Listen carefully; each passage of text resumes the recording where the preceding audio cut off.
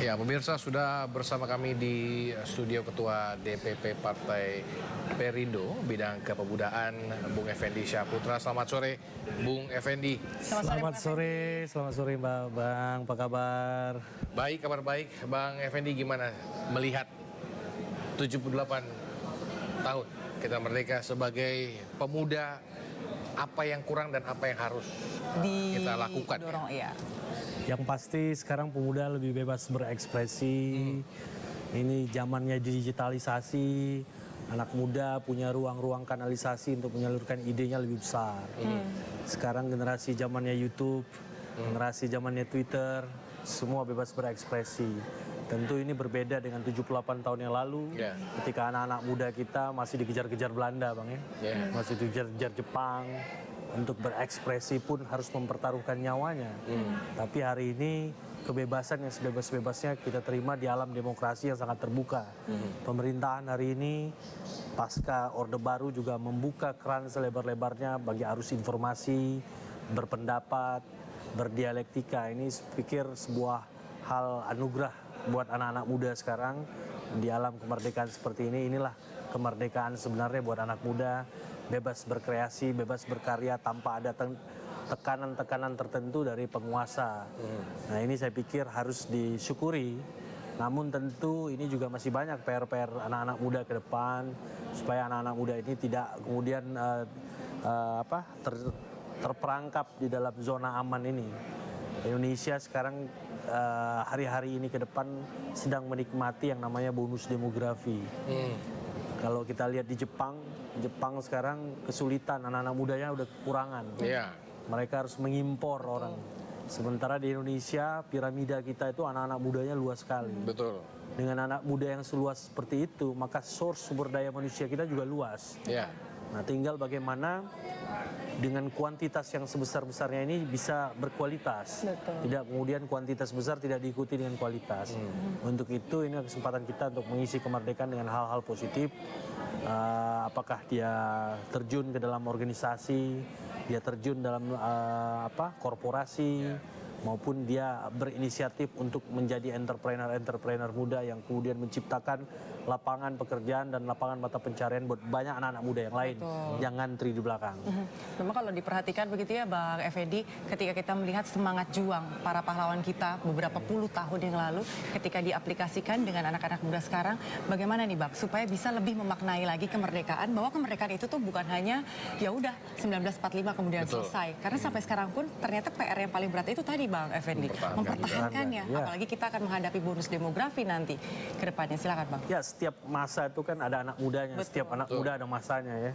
Jadi tahun 45 kita tahu anak-anak mudanya yang menggerakkan kemerdekaan. Kalau tidak diculik Bung Karno di Rengkas Dengklok, yang belum tentu juga kita merdeka 17 Agustus 45. Beralih ke tahun 665 juga anak muda penggeraknya. Kalau bergerak lagi ke 79 peristiwa Malari, anak muda juga penggeraknya. Tahun 98 era reformasi juga anak muda juga penggeraknya. Saya pikir setiap masa periodisasi di Indonesia ini, Indonesia memiliki anak-anak muda yang hebat, anak-anak muda yang tangguh di setiap periodisasinya. Tinggal bagaimana sekarang kekhawatiran memang dengan arus digitalisasi yang kuat ini, ada kekhawatiran generasi muda kita ini masuk pada generasi muda yang tidak seperti generasi-generasi muda terdahulu. Apalagi arus ya, kalau kita lihat anak-anak sekarang hobi main games, kan khawatir orang tua kan, ini generasi rusak ini gitu kan. Apalagi hal-hal negatif sekarang gampang sekali didapat. Anak-anak muda lebih cepat untuk mendapat hal-hal yang negatif. Saya pikir ini tinggal bagaimana peran pemerintah juga mengatur. Di sini muncul peran pemerintah untuk membina. Ada Kementerian Pemuda dan Olahraga yang bisa membuat program-program kepemudaan supaya mereka bisa terarah. Kemudian ini juga perlu sinergisasi dengan beberapa kementerian lain seperti Kementerian Pendidikan, Kementerian Agama, dan juga banyak bidang-bidang lain yang bisa mengarahkan potensi-potensi muda ini untuk menjadi selayaknya pemuda-pemuda tahun 28, tahun 45 di Indonesia. Nah, salah satunya adalah mengkanalisasi anak-anak muda ini untuk masuk dan terjun di dalam organisasi-organisasi, bahkan hilirnya adalah di partai politik. Ini juga penting supaya politik ini tidak diisi oleh orang-orang yang Orang tidak baik. tua lah sebetulnya. Orang tua, anak-anak muda harus masuk dalam Ya. Sudah boleh berani harus berkontribusi ya Bang berani ya. berkontribusi Ya. langsung di bangsa Ya, dengan ya. menceburkan diri ke partai politik. Ya. Karena tidak ada jalan lain untuk masuk dalam pusat pemerintahan, pusat kekuasaan negara itu kecuali dalam jalur partai Partai politik. politik Ya. ya. Kalau anak muda apatis terhadap Ya. partai politik, maka ini akan diisi oleh generasi-generasi orang Ya. tua, generasi-generasi yang mungkin mereka sudah memikirkan dirinya sendiri. Kalau generasi anak muda ini seharusnya kita akan senang sekali kalau parlemen, menteri, bahkan presiden ini diisi oleh anak-anak muda yang masih energik, masih bekerja 24 jam, masih jos. Tapi kan memang kan masih banyak kekhawatiran bahwa saat ini memang masih banyak bukan saya jadi bingung ngomongnya orang tua lah ya memang orang yang lebih tua senior yang masih berada di mendominasi partai politik sehingga kadang-kadang anak-anak muda tuh kayak ngapain lah ntar juga toh juga memang sebenarnya yang tua ini terkadang memang banyak yang menganggap dirinya lebih hebat daripada yang muda. Itulah kenapa yang muda mungkin enggan untuk masuk karena takutnya Dirasa terlalu muda, ya, senioritas tidak terlalu seperti itu. Nah itu yang betul. yang mungkin masih menjadi masalah nggak di dunia politik perpolitikan di tanah air Di sendiri. era yang sekarang serba terbuka, peluang anak muda untuk menerobos lintas generasi itu cukup terbuka. Sekarang banyak partai-partai politik yang membuka pintu seluas-luasnya kepada anak-anak muda untuk berkiprah.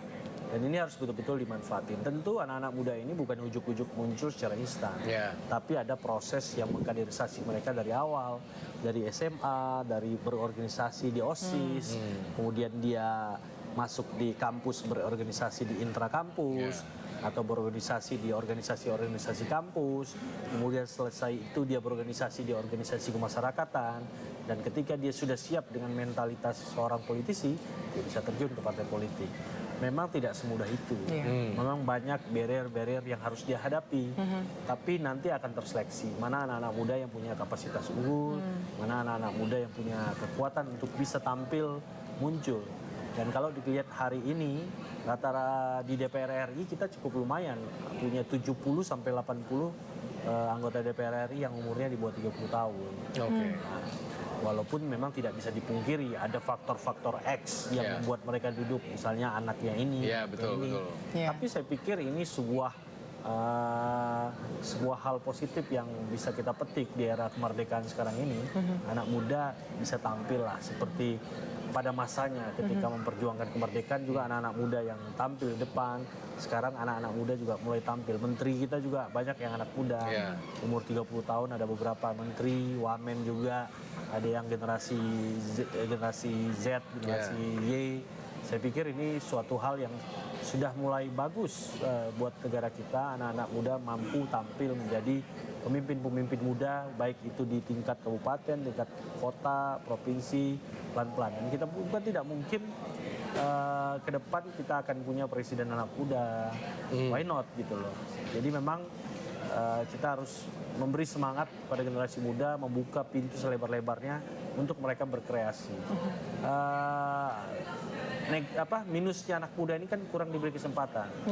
Kalau diberi kesempatan, mudah-mudahan mereka bisa menyesuaikan diri dan cepat untuk muncul menjadi sebuah kekuatan yang cukup disegani. Sebenarnya memang dua arah juga ya Sam kalau dilihat ya. Ketika anak muda diberikan ruang tadi seperti yang Bang Effendi sampaikan, tapi terkadang ada juga dari anak-anak muda ini yang enggan begitu ya Bang. Sebetulnya kan kalau memang punya passion atau memang punya hati untuk berpolitik untuk bangsa, sebenarnya mau saja merendahkan hati untuk dibina. Sebetulnya kan begitu kan. Ketika memang ada penolakan atau mungkin ada gesekan, sebetulnya yang tadi kata Bang Effendi sudah terseleksi dengan sendirinya. Nah tapi nih Bang Effendi, gimana nih Bang, bagaimana caranya untuk menaikkan atau mungkin membuat awareness kecintaan atau nasionalis di anak-anak muda ini bisa semakin tinggi gitu Bang Effendi, karena kan tidak semua orang punya nasionalisme yang tinggi begitu, itu kan harus terus dibangun gitu supaya dengan sendirinya memang ada willingness untuk mau dibina, willingness untuk mau berkontribusi begitu Bang. Ya saya pikir kegiatan-kegiatan seperti 17 Agustus ini mengingatkan mereka lagi, banyak kan, tidak hanya 17 Agustus tapi perayaan-perayaan Hari Pahlawan, perayaan Hari Kesaktian Pancasila, ini harus memang digalakkan dari usia dini. Ya. Kecintaan tanah air itu nggak bisa baru disadarkan orang ketika Ya. umur 20 tahun. Ya. Jepang itu mengajarkan kepada anak-anaknya cinta tanah air itu dari umur belia. Bagaimana mereka cinta sekali pada tanah air. Dan saya pikir ini perlu peran aktif begitu banyak pihak. Iya. Baik orang tua, pemerintahan, sekolah. Dan saya pikir harus dibuat program-program menanamkan cinta tanah air dari kecil. Beberapa contoh yang sudah mengakar itu kan seperti kegiatan pramuka, itu kan menumbuh kembangkan cinta tanah air. Dan saya lihat juga bagaimana peran legislatif sekarang membuat kampanye 4 pilar negara itu juga salah satu hal yang efektif. Masuk ke dalam organisasi-organisasi kepemudaan, organisasi anak-anak remaja dan sekolah itu juga salah satu upaya untuk menumbuhkan mereka itu sadar cinta pada tanah airnya. Ya, saya pikir hal-hal seperti itu yang harus ditumbuhkan. Disinilah peran sentralnya Kementerian Olahraga Pemuda dan Olahraga untuk membina, untuk menumbuhkan kecintaan anak-anak muda ini terhadap tanah air dan bangsanya. Tapi memang ini antara pendapat pribadi dengan mungkin sedikit dibenarkan lah oleh kemarin waktu itu kita liputan para legiun veteran Republik Indonesia, memang bahwa banyak generasi, mungkin kalau generasi kita yang kelahiran 80, 70 sampai 90 masih mengenal dengan lagu wajib lah seperti itu. Mungkin ada pada masanya ketika kita harus pramuka, diwajibkan untuk pramuka, bukan hanya memilih tapi diwajibkan untuk pramuka. Tapi ketakutan para legiun-legiun veteran ini generasi yang kelahiran 2000 yang karena begitu mudahnya akses komunikasi, begitu susahnya menyaring informasi mana yang benar, mana yang salah. Jadi mereka takut bahwa anak muda ini mudah diarahkan. Lebih parahnya lagi kalau diarahkan untuk ke hal yang buruk seperti itu. Kalau waktu itu kita ngomong legiun veteran, masih banyak ini yang nggak suka sama Pancasila, itu yang dia bilang. Anak-anak muda ini masih suka tawuran misalkan, itu yang dibilang oleh para veteran-veteran ini yang memang kami sangat hormati ya ketika karena sudah memberikan yang terbaik buat negara ini. Nah, itu bagaimana kita harus menyikapi hal-hal ini, karena memang betul, karena memang saya juga merasa pribadi anak-anak zaman sekarang ya memang mungkin ya saya tidak mengeneralize gitu bahwa memang generasi yang sekarang tuh kasarnya ya lebih lembek gitu loh, lebih mudah mengikuti arus yang sebenarnya tidak baik gitu loh buat mereka. Itu bagaimana kita harus menyikapinya dan mengembalikan mereka ke jalannya, ya bukan jalan yang benar ya, tapi jalan yang memang nilai-nilai luhur, nilai Pancasila sudah mulai hilang lah. Iya. Kalau kita kan zaman dulu kenapa Pancasila itu menotok di hati kita kan karena memang pendidikan dasar kita kuat di situ. Pendidikan dasar, pendidikan menengah, pendidikan atas itu selalu ada pendidikan Pancasila di dalamnya kan. Nah, ini saya pikir harus diperkuat. Kemudian peran media juga harus kencengin. Artinya dalam hal-hal penyiaran, ini penurunan bendera. Iya, kita tahan dulu.